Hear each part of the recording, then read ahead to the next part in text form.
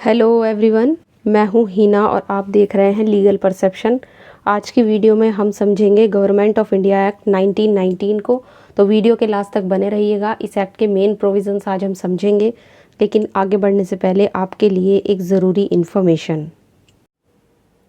तो अगर आपको लीगल हिस्ट्री के पेड नोट्स चाहिए और हिंदी में चाहिए तो आप इस व्हाट्सअप नंबर पर मैसेज करके ले सकते हो। इसके अलावा जो नोट्स के प्राइस हैं वो आपको डिस्क्रिप्शन में मिल जाएंगे।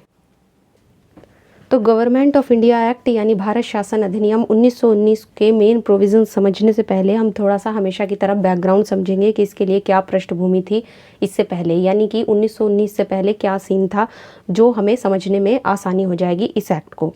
तो सबसे पहले बात करते हैं 1909 की। अब देखो, ये 1909 का भारत परिषद अधिनियम डिस्कस करने से पहले मैं आपको एक छोटी सी चीज़ बता दूं कि इसे गवर्नमेंट इंडिया एक्ट या मॉन्टेग्यू चेम्सफोर्ड सुधार 1919 के नाम से भी जाना जाता है, ठीक है ना। अब इसे मॉन्टेग्यू चेम्सफोर्ड सुधार के नाम से क्यों जाना जाता है, इसके पीछे एक बहुत बड़ा रीज़न है।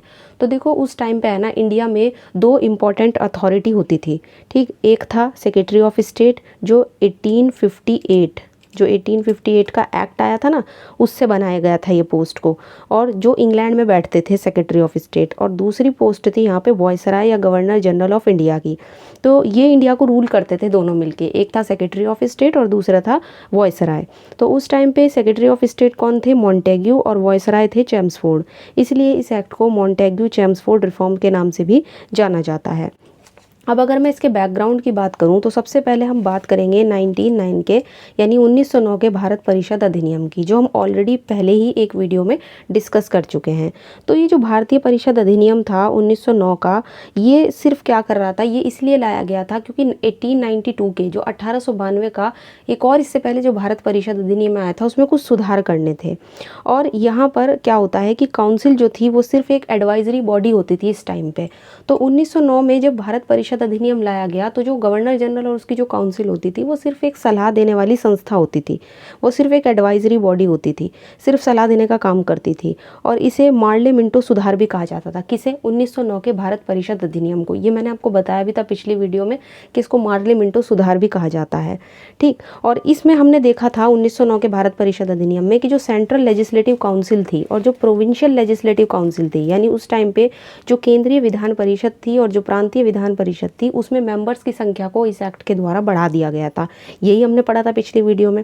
इसके बाद 1911 में बंगाल का विभाजन रद्द कर दिया गया, यानी कि 1905 में जो बंगाल को दो पार्ट में बांट दिया था कि ईस्ट बंगाल और वेस्ट बंगाल के उसमें, और रिलीजियस आधार पर ये विभाजन किया गया था। इसको रद्द कब किया गया? बंगाल विभाजन को 1911 में इस पार्टीशन को ख़त्म कर दिया गया। फिर तीसरी जो चीज़ थी वो थी 1916 का होम रूल लीग का आंदोलन। तो होम रूल आंदोलन जो चलाया गया था ये भी एक इम्पॉर्टेंट रोल प्ले करता है 1919 के गवर्नमेंट ऑफ इंडिया एक्ट को लाने से पहले। ये एनी बेसेंट के द्वारा इंडिया में शुरू किया गया था, जिसमें सेल्फ गवर्नमेंट की बात की गई थी। इसमें कहा गया था कि सेल्फ गवर्नमेंट पे, इसमें स्वशासन पर जोर दिया गया था।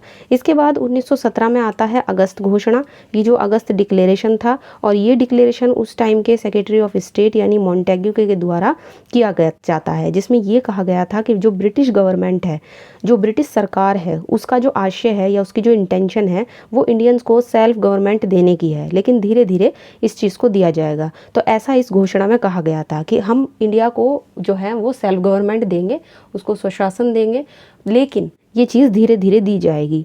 और फिर सेक्रेटरी ऑफ स्टेट मॉन्टेग्यू और वॉयसराय चेम्सफोर्ड दोनों मिलकर एक रिपोर्ट तैयार करते हैं, जिसे 1918 में जो आती है, और इस रिपोर्ट का नाम था मॉन्टेग्यू चेम्सफोर्ड रिपोर्ट। तो ये दोनों मिलकर एक रिपोर्ट तैयार करते हैं और इस रिपोर्ट को मॉन्टेग्यू चेम्सफोर्ड रिपोर्ट कहा जाता है। और 1918 में ये रिपोर्ट क्या करती है, ब्रिटिश पार्लियामेंट में पेश की जाती है, और फाइनली ये 1919 के भारत सरकार अधिनियम के रूप में ये बन जाता है। तो जो भी चीज़ें उस रिपोर्ट में पेश की गई थी उसी के आधार पर बनता है 1919 का भारत सरकार अधिनियम। अब हमने देखो ये सारी चीज़ें समझ ली कि 1919 से पहले का क्या सीन था, क्या क्या घटनाएं घटी हैं, ठीक है ना। तो अब हम समझेंगे इसके मेन प्रोविजंस को। अब बात करेंगे इस एक्ट के मेन प्रोविजंस की कि 1919 के भारत शासन अधिनियम या गवर्नमेंट ऑफ इंडिया एक्ट में क्या क्या प्रावधान थे। तो सबसे पहले सबसे मेन इंपॉर्टेंट प्रोविज़न की बात करते हैं, जो है गवर्नर जनरल इन काउंसिल से संबंधित प्रावधान। यानी उस टाइम पे जो गवर्नर जनरल और उसकी जो काउंसिल होती थी उसमें क्या बदलाव किए गए। ठीक, तो यहाँ पर सबसे ज़रूरी बात यह है कि यहाँ पर इस एक्ट का जो सेक्शन नंबर 33 था और जो सेक्शन नंबर 34 था, उसमें गवर्नर जनरल और उसकी काउंसिल की जो भी राइट्स थे, जो भी अधिकार थे, उनकी शक्तियाँ थी, उनका मतलब वर्णन किया गया था। और केंद्र में यानी कि सेंटर में क्या होता है कि उत्तरदायी शासन की स्थापना नहीं की गई थी, यानी कि जो एक रिस्पॉन्सिबल गवर्नमेंट थी उसकी स्थापना नहीं की गई थी। और जो सेक्रेटरी ऑफ स्टेट होता था इंडिया का, उसके माध्यम से ही ब्रिटिश पार्लियामेंट के प्रति वो उत्तरदायी बनी हुई थी।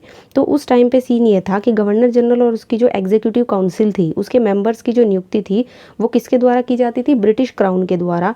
और जो कार्यकारिणी परिषद यानी कि जो एग्जीक्यूटिव काउंसिल थी, उसके मेंबर्स की संख्या को यहाँ पे बढ़ा दिया गया था। तो मेंबर्स की संख्या पहले कितने होते थे एग्जीक्यूटिव काउंसिल में, पहले होते थे 2 से बढ़ाकर यहाँ पे देखो 3 कर दी गई, पहले सिर्फ 2 होते थे। तो बेसिकली यहाँ पे इंडियंस को भी इसमें शामिल किया गया और उस जो एग्जीक्यूटिव काउंसिल होती थी गवर्नर जनरल की, उसमें इंडियंस को ज़्यादा मौका देने के लिए कि उनको भी इस चीज़ में अपॉर्चुनिटी मिल सके, उनको भी यहाँ पे अवसर मिल सके, इसीलिए इंडियन मेंबर्स की भी संख्या जो पहले 2 हुआ करती थी अब उसको 3 कर दिया गया। ठीक, और यहाँ पे जो विधि सदस्य जो लॉ मेंबर होता था उस काउंसिल में, उसके लिए हाई कोर्ट में 10 साल की प्रैक्टिस होना ज़रूरी कर दिया कि कम से कम 10 साल के रूप में उसने अधिवक्ता के रूप में हाई कोर्ट में काम किया हो, जो भी लॉ मेंबर होता था। इसके अलावा यहाँ पे जो 3 भारतीय सदस्य होते थे, यानी कि जो 3 मेंबर्स चुने जाते थे एग्जीक्यूटिव काउंसिल में, उनके लिए योग्यता ये थी कि उन्हें क्या होता था कि क्राउन के पास कम से कम 10 साल का सेवा का अनुभव रहा हो। तो यहाँ पे ये सब चीज़ें यहाँ पे ध्यान रखी गई। इसके अलावा जो कार्यकारिणी के सदस्य थे उनकी संख्या 8 से बढ़ाकर 12 कर दी गई। तो पूरी एग्जीक्यूटिव काउंसिल में कितने मेंबर्स थे, पहले 8 थे, लेकिन बाद में 8 से बढ़ाकर उनको 12 कर दिया। तो बेसिकली आप देख ही रहे हो यहाँ पे कि गवर्नर जनरल और उसकी काउंसिल से रिलेटेड कई सारे प्रोविजंस यहाँ पे किए गए, लेकिन जो मेन फोकस था वो था मेंबर्स की संख्या को बढ़ाना। जो सदस्य थे उनकी संख्या को बढ़ाया गया, चाहे वो इंडियन मेंबर्स की बात हो जिनमें 2 से लेकर 3 कर दिया, और चाहे पूरी एग्जीक्यूटिव काउंसिल के मेंबर्स की बात हो जो पहले 8 थे और बाद में उनको बढ़ाकर कर दिया 12। तो यहाँ पर एक तरीके से ये सारी चीज़ें यहाँ पे लाई गई। ठीक, और यहाँ पे ये चीज़ ध्यान रखनी है कि यहाँ पे जो विदेश से और जो राजनीतिक विभाग का दायित्व था, यानी कि जो फॉरेन डिपार्टमेंट था और जो पॉलिटिकल विभाग डिपार्टमेंट था, उसका दायित्व गवर्नर जनरल पे खुद होता था। गवर्नर जनरल अपने ऊपर उस चीज़ का दायित्व लेता था। ठीक है ना, तो यहाँ पे ये चीज़ ध्यान रखनी है। अब बात करेंगे सेंट्रल लेजिस्लेचर की। अभी हमने समझा सेंट्रल एग्जीक्यूटिव काउंसिल के बारे में, अब हम बात करेंगे इसके सेकंड प्रोविज़न की जो बहुत ही ज़्यादा इंपॉर्टेंट है। देखो, इस एक्ट के द्वारा जो 1919 का भारत शासन अधिनियम है उसके द्वारा सेंट्रल लेजिस्लेचर में 2 तरह का यानी कि बाइकैमरल सिस्टम शुरू किया गया। अब ये द्विसदनात्मक व्यवस्थापिका या बाइकैमरल सिस्टम क्या होता है, तो इसका मतलब है यहाँ पे 2 सदन होना। अब देखो, जिस तरीके से आज के टाइम पे हम देखते हैं कि हमारे यहाँ पे पार्लियामेंट है, पार्लियामेंट के 2 हाउसेज हैं, एक है हमारा अपर हाउस जिसको हम राज्यसभा बोलते हैं और एक है लोअर हाउस यानी कि लोकसभा। उसी तरीके से ठीक बिल्कुल यहाँ पे जो बाइकैमरल सिस्टम है इस एक्ट के द्वारा जो शुरू किया गया वो है, एक तो था वहाँ पे हाउस लेजिस्लेटिव असेंबली यानी कि केंद्रीय विधानसभा, और दूसरा है काउंसिल ऑफ स्टेट यानी कि राज्य परिषद। तो ये जो लेजिस्लेटिव असेंबली थी ये लोकसभा की तरह है और ये लोअर हाउस है, और जो काउंसिल ऑफ स्टेट है ये राज्यसभा की तरह से है और ये अपर हाउस है। इस तरीके से यहाँ पे जो केंद्रीय विधानसभा थी इसका जो कुल सदस्य होते थे इसमें 145 मेंबर्स होते थे, जिसमें से 41 वॉइसराय के द्वारा नॉमिनेट किए जाते थे और 104 यानी कि 104 मेंबर्स अप्रत्यक्ष चुनाव यानी इनडायरेक्ट इलेक्शन के द्वारा जो है वो चुने जाते थे। तो इसका आकार कैसा हो गया, ये हो गया लोकसभा के जैसा। ठीक है ना, इसमें मेंबर्स भी ज़्यादा हैं और ये कैसा है, एक लोअर हाउस है। ठीक है ना, इसके बाद आता है नेक्स्ट काउंसिल ऑफ स्टेट। जो सेकंड हाउस था वो था हमारा काउंसिल ऑफ स्टेट का यानी कि राज्य परिषद का। इसमें कुल मेंबर्स की जो संख्या है वो 60 होती थी, 60, और 34 मेंबर्स जो हैं वो अप्रत्यक्ष रूप से निर्वाचित होते थे यानी इनडायरेक्ट इलेक्शन से चुने जाते थे, और 26 मेंबर्स ऐसे थे जो वॉइसराय के द्वारा नॉमिनेट होते थे। तो बेसिकली यहाँ पर ये जो बाइकैमरल सिस्टम होता है ये यहाँ से शुरू हुआ, और बाइकैमरल सिस्टम को यहाँ पे अपनाया गया जिससे कि जो मतलब जो था, जो सेंट्रल लेजिस्लेचर था उसके 2 पार्ट कर दिए गए, मतलब उसमें 2 बड़े बड़े हाउसेस बनाए गए, एक अपर हाउस और एक लोअर हाउस। ठीक है ना, लोअर हाउस का नाम था केंद्रीय विधानसभा और अपर हाउस का नाम था राज्य परिषद। तो यहाँ पे ये चीज़ शुरू की गई। इसी से रिलेटेड एक और इम्पॉर्टेंट प्रोविज़न ये भी है कि सांप्रदायिक निर्वाचन प्रणाली यानी कि कम्युनल इलेक्शन सिस्टम।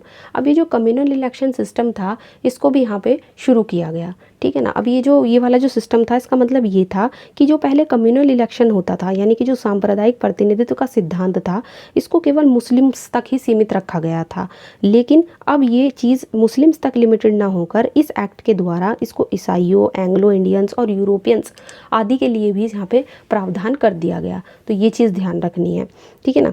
तो यहाँ पे जो कम्युनल इलेक्शन सिस्टम पहले सिर्फ मुस्लिम्स के लिए चल रहा था वो उसको मुस्लिम्स तक लिमिटेड ना करके सिख हैं, ईसाई हैं, एंग्लो इंडियंस हैं, यूरोपियंस हैं, उनके लिए भी इस चीज़ को लागू किया गया। और जो ज़मींदार वगैरह थे उनको विशेष प्रतिनिधित्व की व्यवस्था उनके की गई थी। और वोटर्स जो होते थे वो ऐसे लोग होते थे जो बड़े बड़े लोग थे जिनके पास ज़्यादा प्रॉपर्टी होती थी, है ना, उनके आधार पर ही यहाँ पे उनको वोट देने का राइट दिया गया था, ठीक है ना। और प्रोविंस जो प्रोविंस होते थे जैसे कि बॉम्बे प्रोविंस है या कलकत्ता प्रोविंस है, उसमें भी जो वोटर्स होते थे जिन लोगों को वोट देने का राइट दिया गया था उनके लिए अलग अलग प्रॉपर्टी की योग्यताएं, जो सांपत्तिक अहर्ताएं हैं वो निर्धारित की गई थी। इसके अलावा यहाँ पे एक और इम्पॉर्टेंट प्रोविज़न है भारत में लोक सेवा आयोग। अब देखो 1919 का जो भारत शासन अधिनियम था उसके द्वारा भारत में लोक सेवा आयोग का प्रावधान किया गया। अब ये जो लोक सेवा आयोग है पहले क्या होता था कि सिविल सर्विसेज यहाँ पे शुरू की गई, ठीक है ना। तो यहाँ पे प्रशासनिक सेवाओं को सुनियोजित करने के लिए कि एक लिमिटेड वे में एक सिस्टमैटिक तरीके से यहाँ पे प्रशासनिक सेवाएं होनी चाहिए, तो उसके लिए इस एक्ट में विशेष प्रावधान किए गए, ठीक। और जो प्रशासनिक सेवाएं जो सिविल सर्विसेज उस टाइम पे होती थी उसमें भर्ती और जो भी सर्विस की कंडीशंस होती थी, सेवा की शर्तें होती थी, उनके लिए रूल वगैरह बनाने का राइट किसको दिया गया? गवर्नर जनरल और उसकी काउंसिल को दिया गया था, ठीक। तो ये सब चीज़ें यहाँ से शुरू की गई और इस एक्ट में एक पब्लिक सर्विस कमीशन की स्थापना भी की गई है। आज जो हम देखते हैं कि ये IAS और IPS के जो पेपर होते हैं जो पब्लिक सर्विस कमीशन है, तो ये जो पब्लिक सर्विस कमीशन है इसकी स्थापना किस एक्ट से की गई थी? 1919 के भारत शासन अधिनियम से, ठीक। उस टाइम पे इसमें मैक्स कितने मेंबर्स होते थे?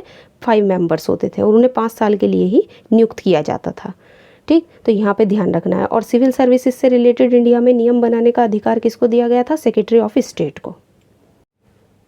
अब बात करेंगे एक और इम्पॉर्टेंट प्रावधान की जो बहुत ही खास है और जो हमारे लिए जानना ज़रूरी है 1919 के भारत शासन अधिनियम से संबंधित। तो देखो अभी हमने क्या देखा? हमने देखा कि जो केंद्रीय कार्यकारिणी परिषद थी, जो सेंट्रल एग्जीक्यूटिव काउंसिल थी, उस टाइम पे 1919 के भारत शासन अधिनियम ने उसमें सदस्यों की संख्या बढ़ाई।